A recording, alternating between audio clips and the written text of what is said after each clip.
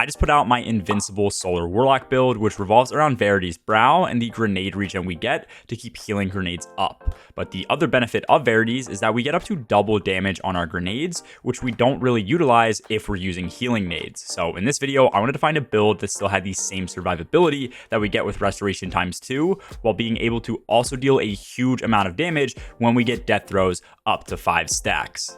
Yo, what's going on, guys? It's G Miners here, and today we have a Void Grenade build that is going to rip through high-end content. I took this up against champions and even in the Legend campaign where I am held 15 under power, and in both areas we were easily clearing adds and able to output high damage against champs and bosses too.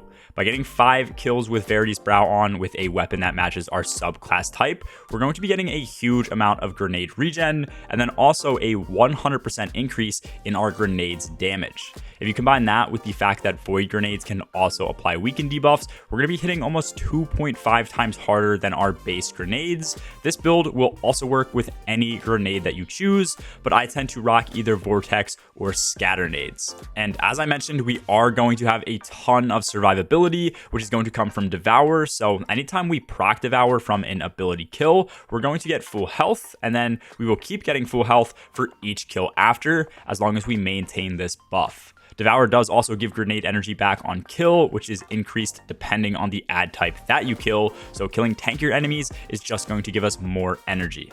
If you want to take this into GMs as well, we do also have the ability to go invis with the build, which is going to be super useful for getting off revives, or if you want to run up and finish a champion that's low on health and then still get away safely. Our rifts are also going to be beefed up, allowing us to weaken enemies in a larger area and giving us energy back to all 3 of our main abilities. So overall, this build is going to have a really strong mid game. It works in end game content. Your loadout isn't fixed, so you can change to whatever you need, and we are still dealing huge damage with our grenades while getting health back on kill. If you guys do enjoy these builds and you want to see more like them, make sure to drop a like and sub down below. Something is 100% free. It helps me out, and you can always unsub later. And with that said, let's take a look at the Void subclass layout to make this build work. For my super, I am running Cataclysmic Nova Bomb. Since champions do go immune pretty quickly after taking damage or shortly after being stunned, this is going to be the best way to get burst damage off very quickly.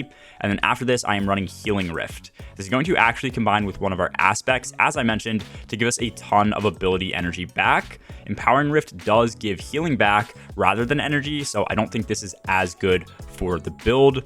And then personally, I have been running this build with Vortex grenades. I think Vortex do the most damage overall, as long as enemies sit in it for the full duration of the grenade. Scatters are going to be much better for burst damage, so choose whatever is best for the situation that you find yourself in more often. The first aspect we are using is going to be Feed the Void. This is going to provide us with the Devour buff anytime we get a Void ability kill. When Devour is procced, we're going to get a timer that counts down and is extended whenever we get a kill. And then on kill, as I mentioned earlier, we are going to be gaining full health and full shields, which is broken. And we are also going to get a specific amount of grenade energy back. Rank and file enemies give anywhere from like 8 to 14% depending on their tier, and then things like elites and mini bosses are going to give 18 to 24% grenade energy back as well. The second aspect we have is going to be Child of the Old Gods. This is what gives our rift the added bonuses. So now whenever we place down a rift, we're going to be also spawning in a Void Soul. This will attach to the first enemy we shoot, and then we'll weaken them and any enemies that are in the radius of the Void Soul, applying a 15% debuff to everything. This Void Soul also drains the health of anything in the radius, and while we are using Healing Rifts, this is what's going to give us grenade and melee energy back. And then if we kill anything that is also being drained, we're going to get a pretty substantial amount of rift energy back too.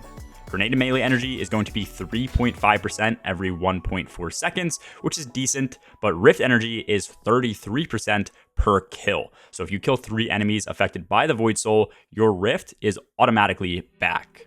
Since this is a grenade build, most people would think to run Chaos Accelerant. On Vortex, this is only going to up our radius by 100% and duration by 25%. And on Scatters, this is just added tracking range on the submunitions.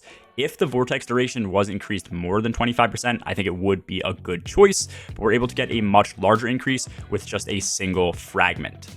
That being said, our first fragment is going to be Echo of Remnants. This is what's going to extend the duration of lingering grenades like Vortex by 2 seconds. Vortex nades last 4 seconds at base, so a 25% increase would only bring this up by 1 second, and Remnants brings it up by 2, so this is technically a 50% increase, or twice as worth it.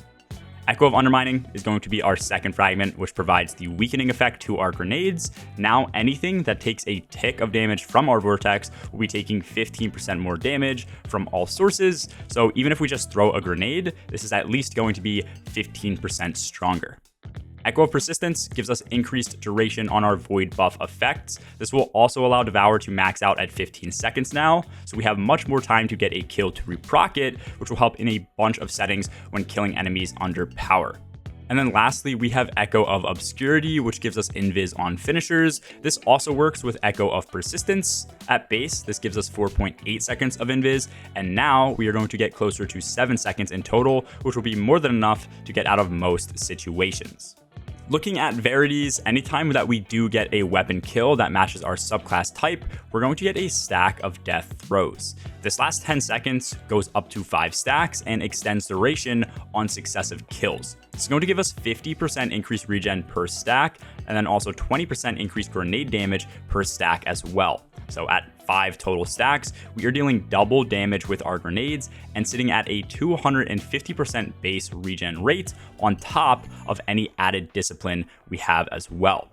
This means that you want to have on a Void primary or special weapon in order to get death throws to proc and continue to stack. So for content, when you are not dealing with champions, I personally recommend Unforgiven, which I made an entire video on as to why I think this is the best SMG in the game.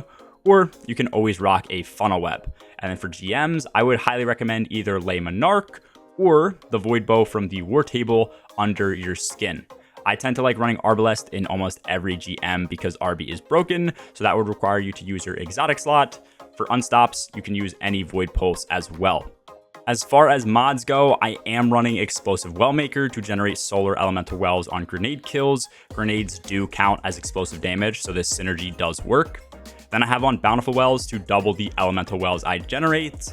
Well of Ordnance, so that my solar elemental wells give increased grenade energy back when I pick them up. And then lastly, I have Well of Life, so that I get a little bit of passive healing for when I don't get Devour to constantly proc. These mods aren't going to be as useful when compared to how overpowered Verities regen and Devour is, but they are a nice added bonus if you guys do want that. And I say this a lot, but in something like GMs or even higher end content, most of these mods don't help too much unless you have a very specific build. So if you find something works better for you, feel free to run that too. Let me know what you guys think of the build in the comments below, along with some of your other favorite builds for GMs this season. I know we're only in week 1 of GMs, so if you do want to see some more GM focused builds, let me know that too. And I've also been streaming a bunch over on my Twitch. A link to that is in the description below if you want to catch us running some low mans, speedruns, or just come chill. We do also have a community Discord if you want to join that to check out some other builds. Anyways, that's all for this video, guys. As always, have a good one. Peace.